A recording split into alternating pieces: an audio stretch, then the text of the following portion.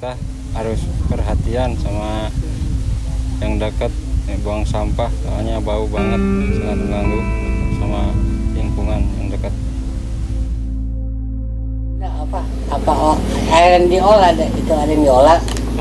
Air kan ada mesinnya, ada yang diolah sebagian. Ya, diolah sebagian. Iya, sebagian, tapi nggak nampung. Kembali lagi di channel YouTube Fast Lawyer. Saya Bruzul yang akan menemani di konten keterbukaan hukum. Apa sih itu keterbukaan hukum? Ya, keterbukaan hukum ini di mana channel YouTube Fast Lawyer itu akan mengambil asumsi masyarakat mengenai permasalahan yang ada di daerah sekitar mereka. Seiring bertambahnya waktu, semakin lama ekonomi di masyarakat semakin meningkat. Meningkatnya pertumbuhan ekonomi masyarakat akan berdampak pula terhadap taraf produksi dan konsumsi pada masyarakat. Dan hal tersebut juga berpengaruh terhadap meningkatnya volume sampah yang ada di tempat pembuangan akhir. Ya, kali ini saya berada di TPA Cipayung di Kota Depok, dan hanya satu-satunya TPA yang ada di Kota Depok.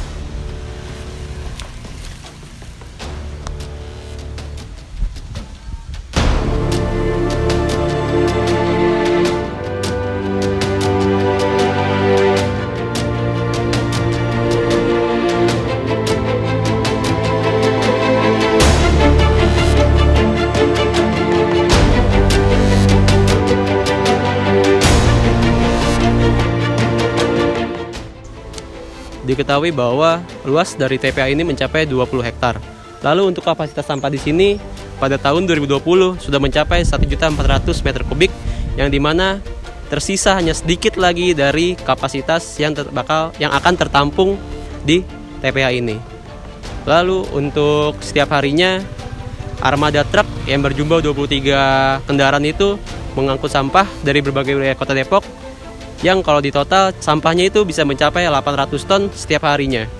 Lalu di TPA ini untuk pemukiman penduduk berjarak 20 meter dari TPA, yang dimana baunya ini sangatlah tidak sedap. Terus untuk angin yang berhembus bau sampah ini bisa tercium sampai jarak 2 km. Lalu untuk pemerintah sekitar mengusulkan atau akan membangunkan lapangan sepak bola. Lapangan sepak bola ini di mana akan dilakukan kegiatan olahraga yang di sampingnya terdiri gundukan sampah. Untuk fakta-fakta yang lebih valid lagi, mari kita lihat lebih dekat.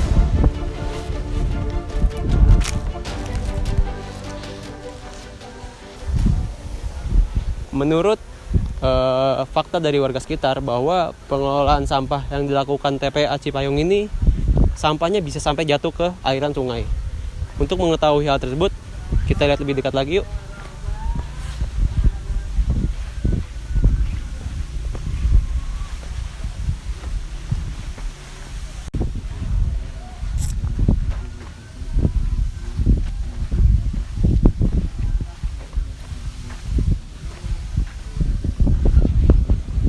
Ya, dan benar saja sesuai fakta yang diinformasikan oleh masyarakat bahwa pada aliran sungai ini terdapat banyak sampah, mulai dari bagian sana sampai bagian yang menyempit, mulai dari bagian yang meluas sampai bagian yang menyempit.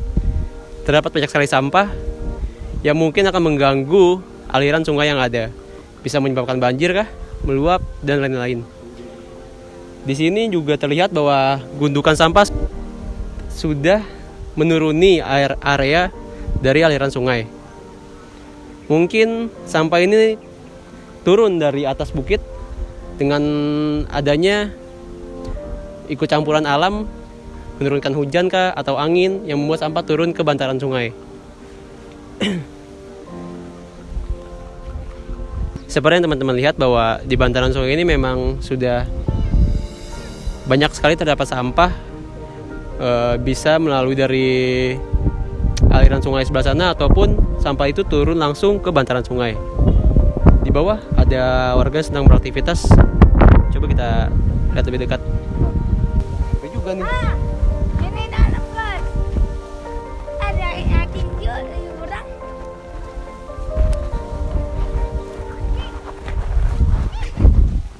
Ya, di sini ada warga yang sedang memancing atau melakukan aktivitas. Coba kita tanya langsung. Dengan Bapak siapa, Pak? Siapa namanya, Pak? Romli. Apa? Romli. Pak Romli. Pak, ini kan lagi surut ya kayaknya ya. Ini kalau hujan bisa banjir, Pak? Ya lumayan anjir. Bisa banjir lumayan ya. Iya, asik ini paling. Oh, gitu. Gara-gara sampah apa emang air volumenya besar, Pak? Air volume besar. Oh, gitu. Sampah nggak ngaruh berarti. Walaupun nggak hujan, sering tercium bau sampah nggak, Pak? Saya emang nggak di sini sih, jauh. Oh, Bapak tinggal jauh dari sekitar sini. Jadi nggak tercium bau sampah ya?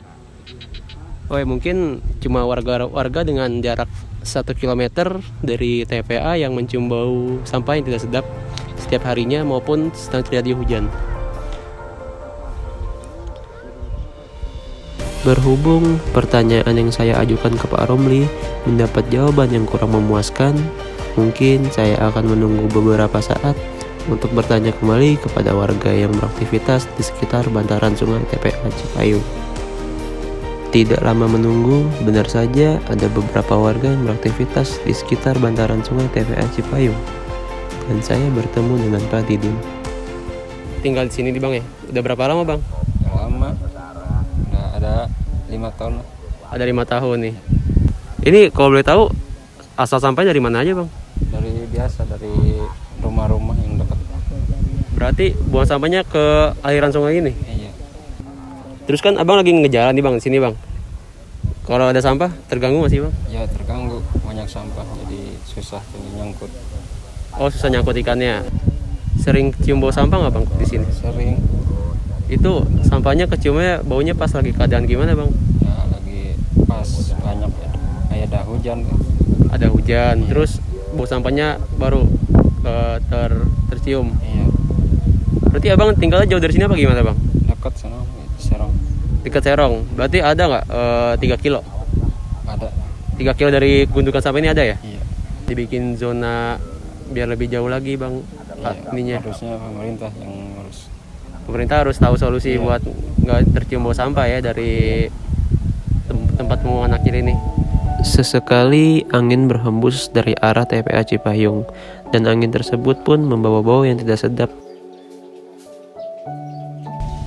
Untuk tahu lebih dekatnya lagi, kita mungkin bisa langsung ke TPA Cipayungnya kali ya. Kita langsung tanya petugasnya.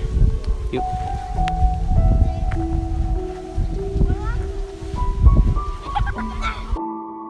Sesudahnya saya selesai berada di bantaran sungai sekitar TPA Cipayung, saya langsung bergegas menuju TPA Cipayung. Di sana saya bertemu dengan Pak Agus yang merupakan personel pengangkut sampah TPA Cipayung. Nah, itu kalau misalkan pembuangan sampah kan udah banyak tuh, Om, di sini. Iya. Nah, itu diapain, Om? Apa didiemin aja gitu sampai jadi gunung? Ya kagak juga kan kadang-kadang kan ada air yang diolah, ada yang diolah. Air kan ada mesinnya, ada yang diolah sebagian. Ya, diolah sebagian. Tapi, iya sebagian, tapi nggak nampung. Di TPS itu di ujungnya, di tengahnya, Iya. itu ada buat pengolahan sampah. Iya kan ada gudang tuh ya. Gudang. Iya, itu kagak nampung. Sebab berapa puluh ton ini kok sehari. Kalau saya gaji masih mobil kayu, belum ada begini, masih gaji 60.000. 60.000 tuh sehari. Seminggu 60.000, Om. Alhamdulillah sekarang. Sekarang mah udah enak ya, udah alhamdulillah ya. Alhamdulillah. Kalau sekarang gaji 2,5 Emang kalau ini kan sih kontrak. Nah, itu mekanismenya, Om. Kalau berarti kan Om ngambil sampah nih dari Depok. Depoknya dari mana, Om? Ngambilnya tuh? Sana kayangan, sana tuh. Iya. Itu berarti Om punya grup atau truk masing-masing gitu ya? Masing-masing. Iya, jadi ada kelompoknya gitu. Iya, semua ini gang ini, ini. Ah. Bapak ini, lain lagi mobil. Oh gitu ya? Iya. Jadi megang per wilayah gitu? Iya. Populasi manusia semakin bertambah banyak Beriringan juga dengan meningkatnya kebutuhan manusia untuk bertahan hidup. Untuk bertahan hidup, manusia memerlukan lingkungan yang sehat dan memadai. Namun, masih banyak manusia yang tidak memperhatikan lingkungan sekitar. Mulailah dari diri sendiri untuk mengurangi pemakaian sampah plastik, dan kami berharap pemerintah bisa menemukan solusi yang tepat.